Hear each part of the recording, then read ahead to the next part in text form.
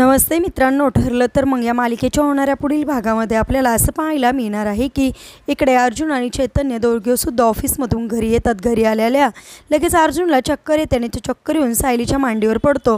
त्यावेळेस घरातील सगळेच व्यक्ती घाबरतात. कल्पना लगेचच अश्विनला आवाज देते. त्यानंतर अर्जुन शुद्धीवर येतो. त्यानंतर सायली लगेचच असं म्हणते की मी दोघांसाठी काहीतरी खायला बनवते, चैतन्य भाऊजी तुम्ही सुद्धा खाऊन जा.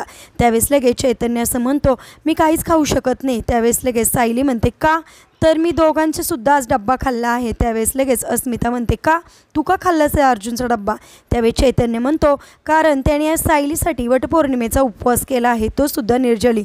असं म्हणताक्षणी लगेच सगळ्यांना धक्का बसतो. सायलीला सुद्धा आश्चर्य वाटते. म्हणजेच आता अर्जुनचे सायलीवर खरे प्रेम आहे, सत्य आता चैतन्य सायलीसमोर आणणार काय पाहणे सुद्धा इंटरेस्टिंग आहे. असेच मालिकेच्या पुढील अपडेट्ससाठी तुम्ही आपल्या चॅनेलला नक्की सबस्क्राईब करा. थँक्यू.